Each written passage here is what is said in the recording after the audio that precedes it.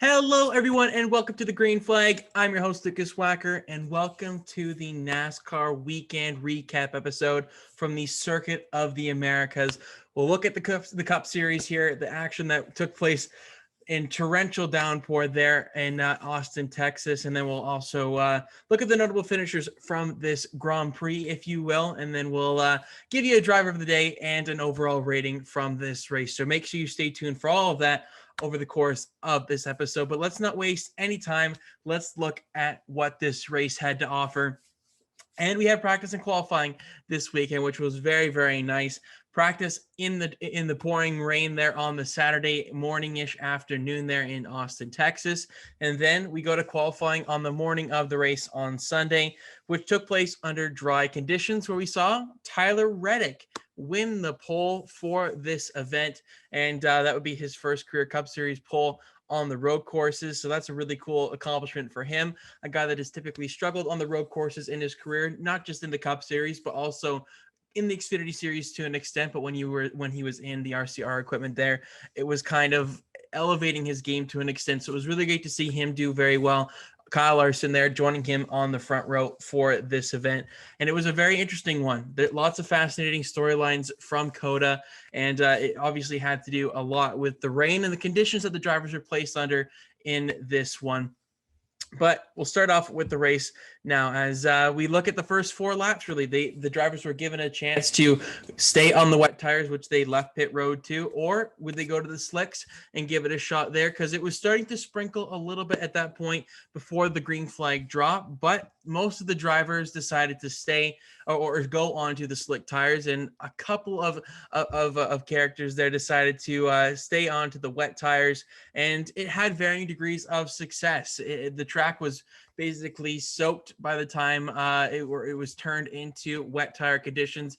After about 4 laps, Austin Syndrick stayed out there the longest, and he was actually a very competitive car in the early going. But some of the guys, the JTG Doherty cars, Martin Truex Jr., notably stayed out onto the wet tires, and that gave them a bit of an advantage there in the first part. They kind of burned them up to an extent on the first couple of laps while the track was semi-dry, so the slick tire guys were able to prevail early on. But then it just happened like a flip on the switch where it became wet conditions. So everybody was on wet tires from then on out. If you went on to slick tires after that point in time, you were screwed, and nobody did, obviously. So it made a lot of sense for everybody to go to the wets, and then that was kind of the race in terms of strategy for the actual tire compound itself. But visibility was the major problem in this race. It's tough to look at COTA and not mention that, of course, because that was probably the storyline that's going to be talked about most during the race itself, but then also into the future as well when we look at some of the road courses that we'll have over the summer months. And we'll see if we get some rain in those situations. But specifically here at COTA, it was NASCAR's obviously inaugural weekend here at the Circuit of the Americas, a huge selling point for Fox for their broadcasting kind of promotion of their part of their season. They had the Bristol Dirt here. They had the All-Star race at Texas Motor Speedway, and then the Circuit of the Americas were kind of their big key points in terms of drawing in that audience. And I mean, both of them had a bit of, or Bristol Dirt and COTA, that is, had a bit of controversy, if you will, in terms of how the race was handled. Some similarities between the two events for different reasons and different conditions, obviously, but definitely an interesting kind of note that we'll point out as the show goes along here. But as I said about the visibility, it was pouring rain, and we kind of saw that in the Xfinity Series race where that was run in the rain on the day prior, and as well in the Truck Series race where the visibility was limited as you got further into the pack. If you weren't the lead couple of 5 cars, I would say, then you were in a bit of a no man's land. You didn't know where you were going. The spotters were absolutely crucial in trying to guide them, but they could only do so much because they had multiple spotters set up throughout the racetrack itself. So it was a difficult challenge for the drivers, and had some interesting comments from some of them as well, which we'll look at as well. But as I said, the main contributor was the visibility, and specifically on that long straightaway, the back stretch, if you will, about the halfway point in the lap. But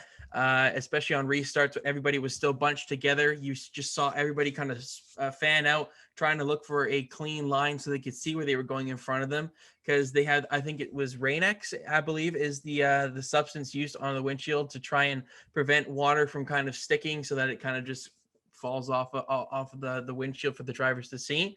And I heard from multiple drivers over their team radios that it was very difficult for them to see, and that the Rain X kind of was a no-show for some of them, that the dirt and all the rubber and debris that kind of was getting picked up from the car in front of them hit the windshield, and it kind of just stuck on there. So it was very difficult for drivers to see, not only in the spray, but due to those external things as well. So absolutely a difficult situation for the drivers, and it prevented a lot of challenges for NASCAR in terms of how to officiate this race. There was a couple of incidents on that backstretch that had some huge wrecks, huge impacts for some of the drivers, and that was most of the time on the back end of the running order. But it was definitely very difficult conditions, and the drivers, I don't know how they saw, honestly. When we saw the driver, the helmet cams and whatnot from some of these guys, it's just crazy to think that they were able to somewhat see, even though they weren't really able to see, if that makes any sense. But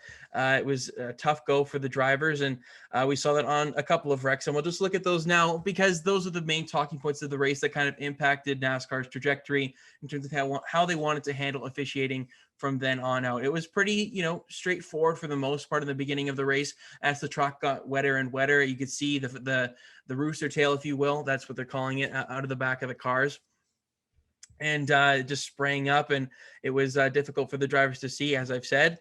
And then on a restart there, I believe it was after stage one, we saw the broadcast cameras didn't even know what to do, because we just saw a whole bunch of parked cars. We didn't get really a great replay of it because the water was just so thick, and it just kind of blew past everybody, and it was just like this haze over top of the competition, where it was very difficult for the broadcast to give us a really solid replay and an understanding of what actually happened. So I can't really comment on what exactly happened, but from Kevin Harvick's onboard, and you can kind of piece it together where Ryan Blaney was involved in it as well. Christopher Bell, Bubba Wallace was involved. A lot of big names that we, typically see do very well on these road courses, or at least are in the mix on a general weekend, taken out pretty early on in this one due to the rain. And Kevin Harvick was very candid with his comments. We'll look at those a little bit later when we look at the notable finishers, because spoiler alert, he does make a little bit of an appearance there for those comments itself. But yeah, like I said, NASCAR had to officiate this to the best of their ability.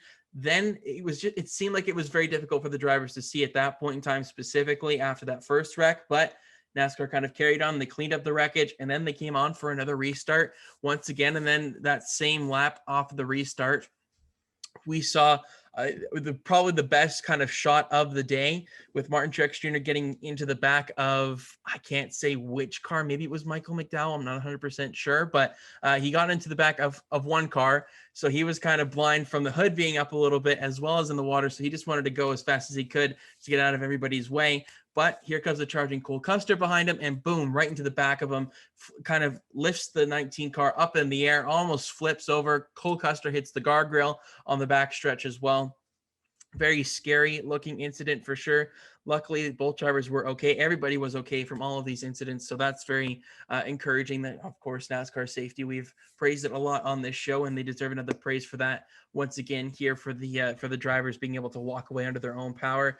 Of course, after something like that, NASCAR took the proper precautions and decided to red flag the event, get the air tightens out, and then try and dry that stretch of tarmac to allow the drivers to see, if you will, on the next restart, and give them a fighting chance to at least try and gain spots than rather be so cautious on the throttle. We heard that on Kevin Harvick's onboard. He was about halfway down the straightaway. He didn't know where his braking point was or anything like that, so he kind of just let off the gas so that just in case somebody in front of him was doing the same thing, then it wouldn't impact him as much if they were to make contact. But unfortunately, the person behind him did not quite get the memo. It might have been Christopher Bell, judging off of the contact. It could have been Bubba Wallace. I'm not 100% sure, but definitely scary incidents. And then after the race, we heard from VP of Competition Scott Miller, and he admitted that they probably should have called the red flag before that Truex and Custer incident, which under those circumstances, yeah, hindsight's 2020. You can make that call, but from a fan's point of view, you could definitely tell the drivers are struggling, and I think NASCAR could have been a little bit more on the front foot instead of on the back foot in terms of making that kind of decision, which it impacted those two drivers' races. But then from here on out, NASCAR moved to single file restarts. As I kind of alluded to a little bit earlier, that's what they had to do for the Bristol dirt due to visibility with the dirt and how much of a cloud of dust was basically left behind the cars in front of them. Very similar circumstances. So the two really big events, the two new tracks-ish, if you want to call it that, with the Bristol dirt, obviously Bristol being on the calendar usually, but two different racing experiences for the drivers. They've kind of had the same result, which is very unfortunate for Fox and for the fans and for the drivers, because for me personally, I don't know if the rain necessarily was essential to making this weekend great. I think it would have been a more safe weekend for NASCAR from NASCAR's perspective if it was dry, so that they didn't have all this controversy. But then again, you have to praise NASCAR for giving us a race here and allowing them to race in these kinds of conditions. For many, many years, NASCAR didn't race in the rain, or never really had that luck of having rain on a road course weekend. But it seems recently we've had a little bit of that kind of luck, if you want to call it that as well. And it's definitely sparked some interesting conversations amongst the fan base and amongst the obviously the directors and everybody in charge of NASCAR to figure out what the future kind of has in store with specifically the next gen car, but for the remainder of this season here as well. What could they do to prevent a situation like this where the drivers feel unsafe behind the wheel of a car, or they feel scared to give it their all? And it's going to be fascinating to see what they decide to do, because the rooster tails are just too big off the back of these things that drivers can't see. And then do you try and put some sort of brake light in or something like that, where at least the driver in front of you, or the driver in front of you, that is, can have a little bit of a reference point to know that there's a car in front of you if there is that much spray. Of course, if you decrease the spray, then the brake lights may not be as big of an issue, or not as much of a necessity. But it's definitely a lot of things to consider for NASCAR. I mean, the rain light that they have barely does anything in that kind of conditions, and NASCAR was just not built, and these specific cars were not built to race in the rain. So it's a toss-up in how I want to view this race. I see a lot of mixed opinions from the fan base. I don't think COTA is necessarily to blame for all of this, because it's just the conditions. But I will say, if Kyle were here, he probably would disagree with this. But from my point of view, they shouldn't have gone with the larger circuit length itself. They should have gone with the cutting through the S's part, where they kind of cut the back straightaway portion of the track to shorten the lap time length, because I think the lap times for NASCAR is just a bit too long, over two minutes, specifically in the rains for sure, and then in the dry as well, it was over 2 minutes. So I think that's just a bit too long, and it would speed up the race process a bit, because at this point in time, when the race did eventually get called due to rain, we were almost 4 hours into this one, and we still had 14 laps remaining. So there was a lot of it was just a prolonged event. Of course, the red flags have something to do with that, but I think if we shorten the lap, we wouldn't have had those kind of big wrecks, because we wouldn't have gone down that large straightaway, and visibility wouldn't have been as big of an issue. So I think NASCAR should look into that. They could look into that possibility of cutting the circuit length. And I don't know if you're really missing much if you go back there. It kind of keeps the fans a little bit more of a condensed space and makes those tickets more of a valuable asset for them as well, because the action is going to be on that side of the track, and they don't feel like they're missing something down the straightaway or into the kind of the hairpin or at the back end of the S's, which, you can get a bit of a passing move. We saw that numerous times throughout the race with the switchback move that we see so often in Formula One, where a guy kind of breaks early to get the apex speed a little bit better and the exit off the corner. So there is that added element to the back section of COTA, but for the large majority of the lap, I think the action is going to be on the other half of it, with the S's and the turn one section, and then also into the swooping right-hander. The passing opportunities may not be as great then if you take that section away, but it could ramp up the possibility of increasing strategy and, giving that element of drivers, having to make repairs and stuff like that. They could potentially get lapped, if you will. I'm not 100% sure on the math on that, but definitely, from my perspective, at least, it was something I was pretty strong about when they first announced COTA. I was hoping they would use the shorter layout so that it would decrease the lap time, make things a little bit more congested, and they wouldn't get they wouldn't have such a large field spread. So,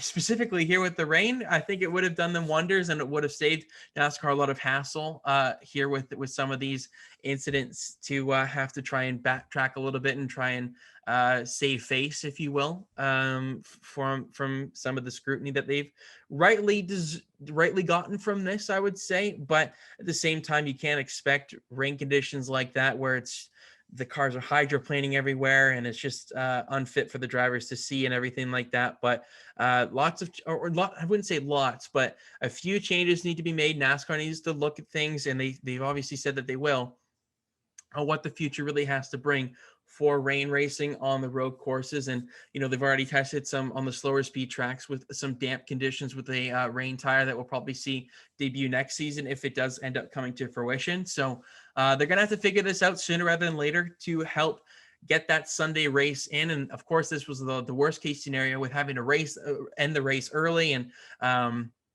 maybe the victor isn't the worst case scenario for NASCAR's marketing perspective, but for the fans that showed up to the track, it was a great turnout there. And, they want to see a finish to this one. I think it would have been very interesting.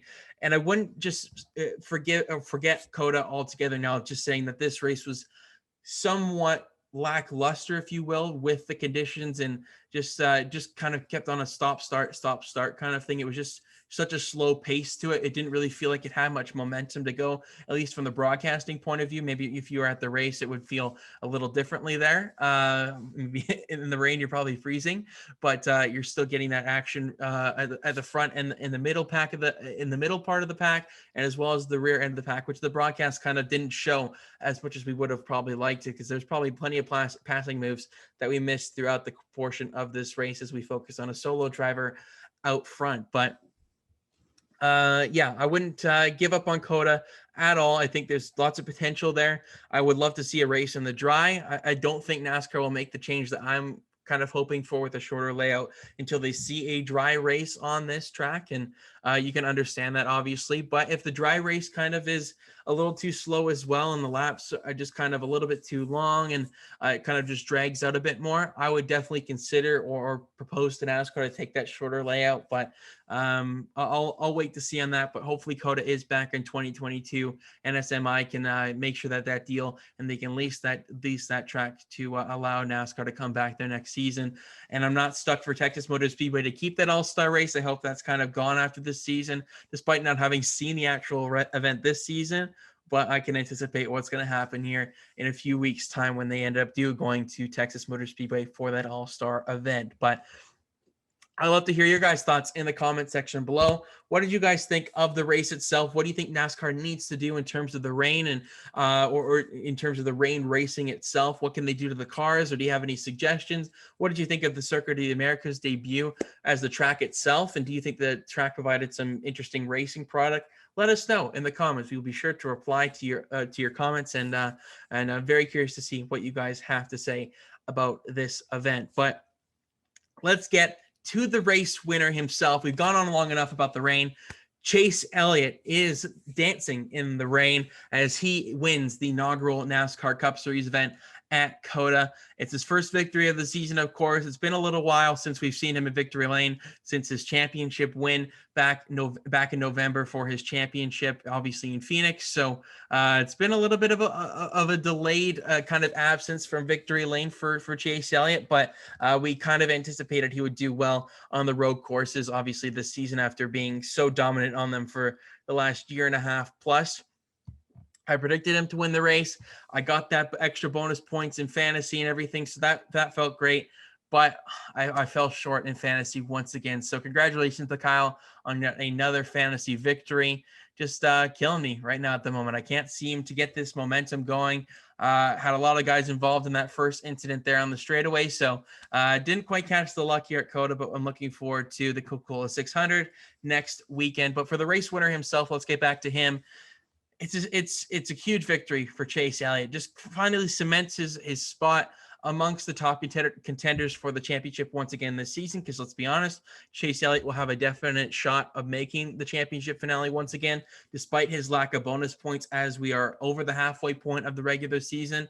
I would imagine as the road courses come thick and fast over the summer months, he is going to pick those playoff points up one by one. Or pick them up in bunches, to be honest. This guy is on another level. And we didn't really see it in practice or qualifying. Sure, he had a top 10 speed in both of those sessions, but I didn't quite get the sense that Chase was to grips with COTA as much as some other candidates like Austin Syndrick, AJ Allmendinger, and Kyle Busch actually had a very good weekend across the board in practice, qualifying, and the Xfinity Series race. So I was a little bit hesitant on Chase Elliott coming into the race. Didn't know what that 9 car really had, but and in the beginning part of the race, we didn't really see too much from him as well. But about at the end of the stage 2 mark, we really saw the 9 car come into its own. And then in that final stage was by far the fastest car, or at least the top 3 car for sure. And then he checked out on the rest of the field at the end of it before the race was eventually called 14 laps short due to unsafe driving conditions for the drivers, hydroplaning everywhere. The rain was at its heaviest at that point in time. All the track drawing and all that stuff that they had done previously for the red flag had been undone. So NASCAR really didn't have much of a choice. The broadcasting time was basically at the end of its air time as well. So it went heavy on the broadcasting time. And, NASCAR made their call. Sure, I would have loved to have seen a green flag finish at the end, because I think it would have been interesting to see the tire strategy, who would have come in, who would have stayed out. Would have been really a good battle between Chase Elliott and Kyle Larson, because Larson seemed to be the faster car there at the end of the race, but didn't quite have the track position on the 9 car to really permit a sizable challenge for his teammate. But all in all, Chase Elliott, what more can you say about him on road courses?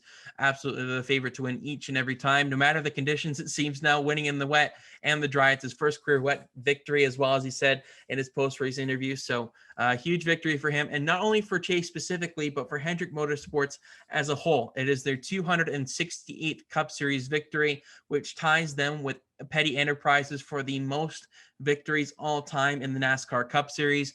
A huge accomplishment and a huge kudos to everybody that's worked at Hendrick Motorsports since its inauguration. Rick Hendrick, what a powerhouse he has built over the years. Had a dip in form about 2-3 years ago. Now they seem to be back near at the top of the Cup Series with a very, very solid driver lineup from top to bottom. No weaknesses there. Guys winning week in and week out. They have all 4 drivers now in victory lane so far in 2021. So all of them are in the playoffs. That's a huge stress relief, obviously, for them. I believe it is the 12th different winner so far to start this season as well. I couldn't be 100% sure on that, but I believe so. Maybe it's the 11th different winner, but let me just check right here. It is 1, 2, 3, 4, 5, 6, 7, 8, 9, 10, 11. He's 11th different winner so far this season. So the playoff positions are starting to get filled up. We still have Denny Hamlin and Kevin Harvick, 2 big names that haven't won a race so far this season. The 2 most winningest drivers in 2020 have yet to find victory lane, but you can imagine over the summer months, one of them will get into victory lane at one point or another. But back to Hendrick Motorsports, huge accomplishment for them. And as well as for Chevrolet, it is their 800th Cup Series victory, by far the most all time. No real competition in that category, but that's just a huge kind of staple weekend, a huge statement weekend as well for both of them, for Chevrolet and specifically for Hendrick Motorsports, showing that they probably are the class of the field on a wide variety of tracks. And they're winning on road courses. Kyle Larson is absolutely the beast on the 1.5 miles. Expect him to do very, very well at the Coca-Cola 600 this upcoming weekend. Should be a interesting usage there. Just maybe not for his previous success at Charlotte, even though he is a previous All-Star race winner there. It is just an incredible season so far for Kyle Larson. Yet another runner-up finish in this one when the race was called with the red flag. So it seemed like the drivers were okay with the decision. Obviously, Chase Elliott's going to be a bit biased and say that he was happy, but all in all, it probably was the right decision. Looking back at it, I was a little bit upset that we didn't get to see a green flag finish to this one, because we kind of been waiting around for 3.5 hours to look at a finish of this event, but didn't quite get it in the way that we all had probably hoped for. But NASCAR probably made the right call at the end of the day. And just a huge congratulations once again to Chase Elliott and Hendrick Motorsports and to Chevrolet for what they do for the sport and what they've accomplished so far, each of them having varying degrees of success. Chase, obviously, in the very early portion of his Cup Series career, Hendrick Motorsports been here very long for a very long time, and then Chevrolet has been a mainstay as the dominant manufacturer in the Cup Series for decades now. So congratulations to all of those guys. And let's look at the notable finishers from the Circuit of the Americas race here for the EchoPark Grand Prix. I mean, obviously, it's Chase Elliott, right? You got to look at him as a notable finisher, of course. Kyle Larson, we kind of touched on him. Very consistent throughout. Was probably faster, as I said, than Chase Elliott at the end, but the rain prevented that potential battle. We go back to third place here. Joey Logano won stage one. Had probably one of the quickest cars, it seemed, at the end of the race, and probably throughout of this event as well. He led the most laps here in this race as well. So huge kudos to the 22 car. Seems like they've really figured out the 750 horsepower package on any kind of platform, really, for the 22 car this season. So they're off to a pretty solid, start to their road course tenure this season, specifically finishing second at the Daytona road course, finishing third here. And Kyle, of course, had him in his fantasy lineup. So that was a really big contributor to his success in beating me this past weekend. We go back to fourth. Ross Chastain, easily his most impressive performance so far this season and probably ever in the NASCAR Cup Series. He really found his groove later in this event as well. Just was able to put fastest lap after fastest lap. It seemed extended the track limits to with nobody's business, but he was very good in this one and getting a top 5 run on a road course. Very impressive from Ross Chastain. He was going to be filling in for Joe Graf Jr. as well in the NASCAR Xfinity Series race, but unfortunately a broken axle on the first lap of the event took him out of contention after a very good qualifying run from him in that car, really exceeding the performance that that car is really capable of. Didn't quite get a chance to show what he had on the Saturday, but he really proved himself on the Sunday here in the Cup Series. So props to Ross Chastain. Really good run for him. Then we go back to complete the top 5. AJ Allmendinger, once again, colleague racing, doing a very good job on these road courses. He performed just as we expected, really, in this one. Didn't lead any laps, but I got to say, AJ Allmendinger was quiet, consistent, and ends up with a top 5 finish, and that's basically where we thought he would finish at the end of this one. It's just not quite there with the top guys based off the equipment, but he's definitely exceeding what that equipment is capable of. So props to AJ Allmendinger for just an overall really solid weekend for him. We go back to 6th place here. Really great run for Chase Briscoe. His best career finish in the Cup Series, and of course he's the rookie so far this season. He showed some road course prowess in the Xfinity Series when he was down there for Stewart-Haas Racing. Obviously won the Charlotte Roval race in its first edition there in 2018. So he definitely has some road course experience and has had some road course success. So it's great to see him carry that Xfinity Series success that he had. Didn't quite have it there in the early portion of the season at the Daytona road course, but that was just an entirely different beast of a track. This one, though, for COTA, really good run for him. So just great to see that 14 car get a finish where just at least inside the top 10. And hopefully this can be a huge momentum builder for Chase Briscoe confidence-wise and for that 14 team as a whole. In 7th place, Michael McDowell, the Daytona 500 champ. He one-ups his finish from the Daytona road course. He finished 8th there, finishes 7th here. So you expect that from Mike McDowell. Has been a very good road racer through all sorts of ranks, specifically the Xfinity Series and the Cup Series. He led a couple of laps there as well in stage 1, and just an excellent overall performance from Michael McDowell, getting another solid top 10 run, a career year for him for many reasons, but that consistency has really been impressive for me, probably the most out of anything that Michael McDowell has done this season is the consistency he's been able to deliver week in and week out. Behind him in 8th, Alex Bowman. Just a quiet day for last week's winner at Dover, but was good at the Roval last year in these kind of damp conditions, so not much of a surprise that we see him inside the top 10 here. Didn't really get mentioned much on the broadcast, but if you're kind of quiet on the broadcast and you get a top 10, you're doing something right. So props to Alex Bowman there for getting another top 10 finish. Tyler Reddick ends up ninth, so it goes from first on the pole to ninth position there. Didn't really have the pace for the front runners. You can see that from the get-go. Kind of got passed going into turn one by Austin Syndrick. So really found his groove, though. Was I think he spun maybe once. I'm not 100% sure on that, but he recovered to get a solid top 10 finish here. And for a guy that, as I mentioned off the top, has struggled on road courses in his career, that's a very, very good sign of improvement. And hopefully he can carry that into the next road course, which I believe is Sonoma. So we'll see how the 8 car does there after a ninth place finish here. Kyle Busch ends up 10th in this one. Probably should have finished third if we're being honest. Won stage 2. He pitted for tires there about 2 laps prior to the race being called with the red flag. So if he stayed another couple of laps, he probably secures that top 5 finish, which pace-wise, he was definitely a top 5 car. If the circumstances fell his way and the torrential downpour wasn't as heavy, we could be looking at the 18 car in victory lane for the second time this season. But, just an overall really good performance from the entire weekend for Kyle Busch. Won the Xfinity Series race on Saturday, so that did him well, and unfortunately didn't quite get the finish he probably deserved, but he also led his 18,000th lap in the Cup Series throughout during the course of this race. So huge props to Kyle Busch, not just coming from Kyle Busch as myself, but just as a fan in general. Really impressive to win. Laps led total there for the 18 car. So we'll see how he does at the Coca-Cola 600 next weekend. And then one spot behind him here, heartbreaking really if you want to look at it, William Byron. The consecutive top 10 streak comes to an end. Just that's brutal. One spot short of it.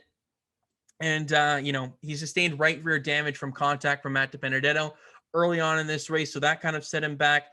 But to recover to get an 11th place run still, you wonder what could have been for William Byron if he didn't have that damage and if he could have been a little bit better aerodynamically in this one. Probably had a top 10 car, just was kind of on trying to recover mode and after the incident there with the Benedetto. So you got to feel for Byron, one spot short, and the red flag didn't do him any favors. Of course, he would have rather seen it go green and have a shot to get that another top 10 finish, but the streak comes to an end.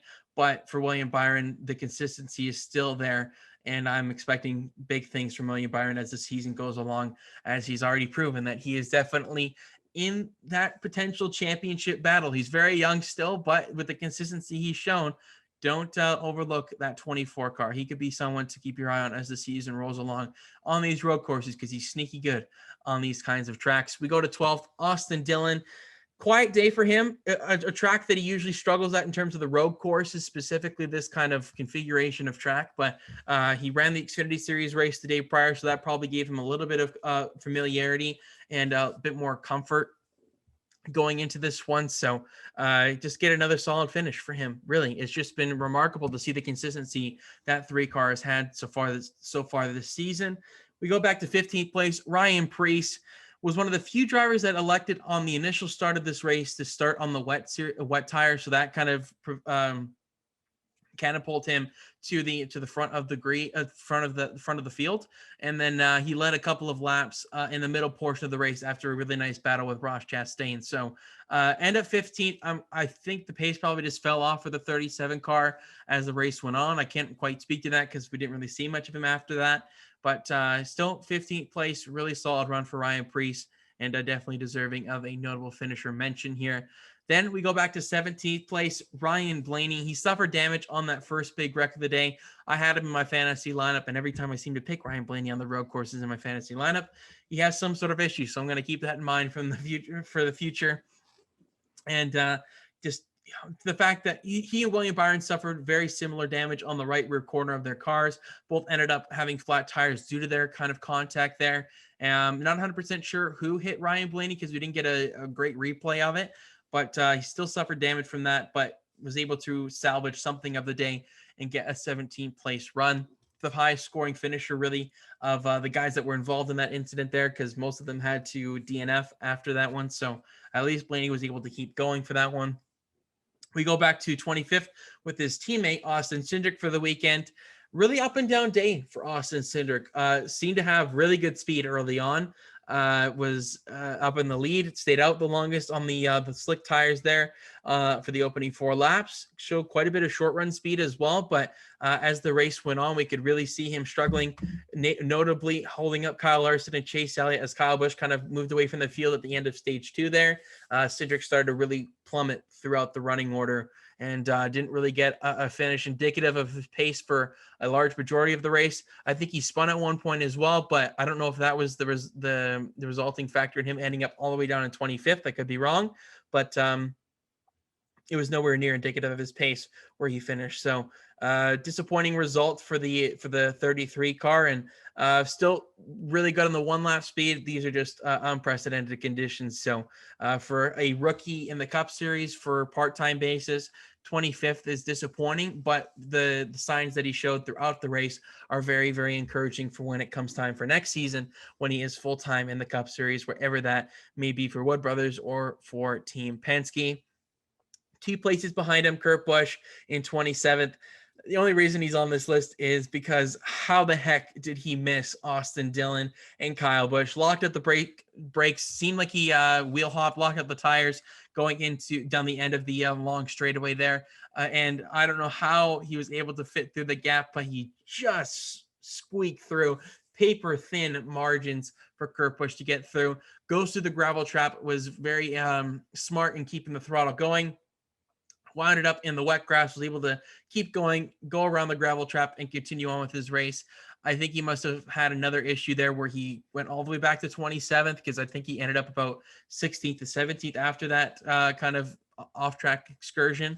But disappointing for Kurt Busch, a guy that's really good on these road courses. But a lot of guys that are good on road courses had terrible days. So chalk this one up for Kurt Busch. It's one to forget. And he's going to have to get that season kind of back on track once again here after a decent showing at Dover. He's going to have to get that consistency back that we all know Kurt Busch can deliver. When you look at it, where his teammate finished and Ross Chastain up in 4th, disappointing day for Kurt Busch down in 27th. Then 35th, 36th, 37th, and 38th. We have the guys that were involved in those early wrecks. The first one being Martin Truex Jr. in 35th. He really disappointing day from the 19 car. This is a guy that we expect to be right up there with Chase Elliott on the dry condition days, and we see Chase Elliott do well in the wet now. So Truex has got to step up his game a little bit here if he wants to compete on a regular basis with the 9 car, as we've seen in the past here on these road courses. But he got drilled from behind essentially. Like, he didn't really have any sort of control in the situation that took him out of this race. But prior to that, I didn't really see the pace in the 19 car compared to his teammate Kyle Busch specifically. And he didn't really have a top 5 car based off of the practice speeds as well. So disappointing weekend overall for Martin Truex Jr. I garaged him. I imagine Kyle garaged him as well for fantasy. So we're still kind of even on the usage situation there. We don't leave any worse for wear after this one with Martin Truex Jr. usages, which allows us to be a little bit more aggressive as the season goes along for NASCAR fantasy. But for Truex, just one to forget, and was candid as well with his post, with his media center kind of comments there, with saying that it was just undrivable and he couldn't see where he was going. So disappointing day for Martin Truex Jr. And for the guy that drilled him in the back there with Cole Custer, 36th place for him. Thankfully, he's all right. All the drivers involved would be okay. And catching fire there for the 41 car. Didn't look great. It was a pretty hefty impact. And, Cole Custer just can't catch a break this season, it seems. Just kind of a no-show so far. And Stewart-Haas Racing has been a no-show for a large majority of the season, apart from Kevin Harvick. And even then, Kevin Harvick hasn't won a race yet. So they're going to have to figure out what's going on with that organization. But this one, you can't put it on the organization. You can't put it on the driver. This is just unsafe driving conditions that, prevented Cole Custer from finishing this race most likely. So we go back to 37th place behind him, his teammate Kevin Harvick, and we'll spend a little bit of time on Kevin Harvick here. It's his first DNF since 2019, didn't suffer any DNFs last season, was very candid, as I've mentioned throughout this show, about in his post-race comments, and saying it was the most unsafe, saying he felt the most unsafe he's ever felt in a race car this weekend. And The visibility at the Bristol Dirt is an entirely different beast. This time it was even worse. And for Kevin Harvick to say something like that, that's going to go a long way with the competition and to NASCAR's ears and how they want to handle the situation that I brought up off the top of the show with the visibility and how they want to handle the wet weather racing for the remainder of 2021 and as well into the future in 2022 and beyond. But Kevin Harvick, not a great road racer, did very well in the Xfinity Series race, but a veteran of the sport, has a lot of pull when it comes to media attention, that his voice really stands for something. Not to say that other drivers' opinions don't, but for Kevin Harvick, a guy that's been around the sport for many, many years now, has seen a lot of stuff, and the fact that he had that harsh of a comment to say really goes to show you what these drivers were kind of placed under this weekend at the Circuit of the Americas. But back behind him in 38th, Christopher Bell, involved in that first big incident there, a guy who I had in my fantasy lineup, so just a really tough day. Martin Truex Jr. in 35th, 38th for Christopher Bell, Ryan Blaney in 17th there, so just a rough day with guys getting involved in incidents left, right, and center, it seemed. Tough to say what happened to specifically Bell. Maybe he was the one that got into the back of the 4-car, but definitely the opposite end of the finishing order compared to the Daytona road course earlier on this season, where, of course, the 20-car was victorious for his first career Cup Series victory. And then I don't have him on the list here, but Bubba Wallace there was also involved in that wreck. They're finishing 39th in this one. So just overall, a lot of big names at the back end of the finishing order in this one, but overall an interesting race for a lot of guys. We had some new contenders up at the front, lots of parity throughout this race in terms of the stages, who led some laps and who ended up at the front of the grid or at the front of the field at the finish of this one. But that has been the notable finishers from the Circuit of the Americas. Let's give this let's give a driver of the day, shall we? There's some good honorable mentions for this one. You look at Michael McDowell there in 7th, very, very good showing for him. Tyler Reddick just getting the pole as well and finishing inside the top 10 for a guy that struggled on road courses. That's really great for him. Chase Elliott, of course, getting the victory, but he didn't really lead that many laps. Kind of came on when it mattered most, so I can't quite give driver of the day to him this time around. Joey Logano won a stage. Kyle Busch won a stage. All those guys could definitely be in the mix for driver of the day. But it came down for me between two drivers, and that was Ross Chastain and Chase Briscoe. I would love to give it to the watermelon farmer, but I'm going to give it to the rookie Chase Briscoe for this one. He started 27th. It was a career best finish for him. He avoided trouble, which was very impressive for a rookie in these kind of conditions, and he got points in both stages. So I got to give that a big thumbs up on my end. Very close second to Ross Chastain. He could definitely be a notable or the driver of the day for the NASCAR Cup Series at COTA, but I'll give it to Chase Briscoe on this one. So props to him and SHR for having something go their way at least on this show and getting at least a nod of success for their pretty great performance on the track this weekend, specifically for Chase Briscoe. But let's give this thing an overall rating to conclude the episode. This is a tough one because I've seen a lot of fans kind of mixed in it, about a 50-50 yes or no. Did you like it? Did you not like it? I'm in about the same boat as a lot of people after this one. Yes, there were some very intriguing moments to this one. Just having NASCAR at the Circuit of the Americas is a great thing, opening up an entirely new marketplace there in Austin, Texas, going beyond Fort Worth, where the Texas Motor Speedway is located. So really encouraging to see that NASCAR is willing to take these kind of risks and look beyond the boundaries of what we've seen at, for the schedule for so many years. I texted Kyle before the race started. It felt weird that we were at a new venue because that was the first real new venue so far to start this season. And it's been quite some time since we've seen a new venue like that one. So felt a bit weird to see NASCAR at the Circuit of the Americas because I've watched Formula One basically since they've gone there at the Circuit of the Americas since 2012. So that was just a bit of an odd one, but for the overall race itself, the race was definitely intriguing. Just the pace, for me at least, it was just a bit slow. When we look at some other road courses, Sonoma and Watkins Glen, they have a pretty high pace factor to it, which really ramps up the overall appeal to the event. But when in the racing and the rain and how long the track layout is at COTA, it kind of bumps it down a little bit for me. NASCAR's handling of some situations bumps it down a little bit for me as well with not calling the right flag at the right time. But At the same time, I'm going to give props to NASCAR for at least getting the event on in the longest duration as they could before they eventually had to call this thing due to rain. So I'm going to give this a 6 out of 10 on the scale. We've had some, it's going to fall right, probably bang average in the middle of this one. There's definitely some pieces to a puzzle here to have some success at the Circuit of the Americas. It didn't quite get all the pieces filled in on this puzzle, this specific occasion, but I think in the future, if they give it another shot, hopefully it's in the dry. I would like to see this thing in the dry. Then we could see a little bit more of a fair playing field for a lot of guys. And the cream still rise to the top in this one. Chase Elliott, Kyle Larson, Kyle Busch, all up at the front, the usual suspects on these kinds of road courses, and we've seen throughout so far to start the season. But there's just a little bit of hesitancy. I think it was a little bit stupid, if you will, for the drivers to race that long in those kinds of conditions. And the fact that the race didn't quite get the full duration, or not even really close to its full duration, 14 laps short of the ending of this one, is a bit disappointing for its inaugural trip to COTA. But I think there's definitely some room for improvement, but I'll give it a solid 6 out of 10 for this race.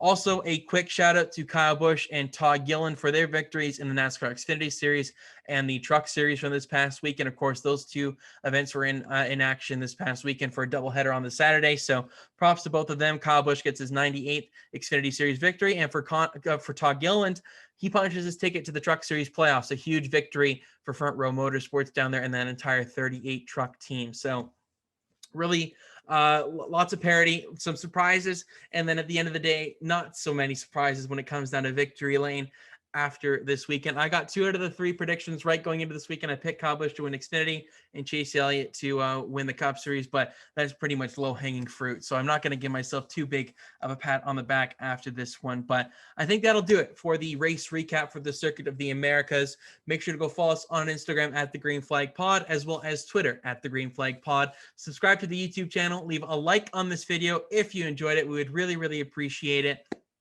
All the links to our social channels will be in the description of the YouTube video. And for this upcoming week, we've got some very interesting stuff going on, of course, next week. And we've got the Coca-Cola 600 on NASCAR side of things, NASCAR's longest race. So that should be very, very fun to watch, as well as, of course, the big one, the Indianapolis 500 next Sunday. Should be a great one. We're going to preview all of that stuff in a later episode later on this week. Scott Dixon on the pole for the Indy 500. So we'll see if he can get some redemption after coming second in that event last season. But for this episode, I've been Lukas Wacker, and Kyle and I will talk to you a little bit later this week to get you previewed on those 2 big motorsport events.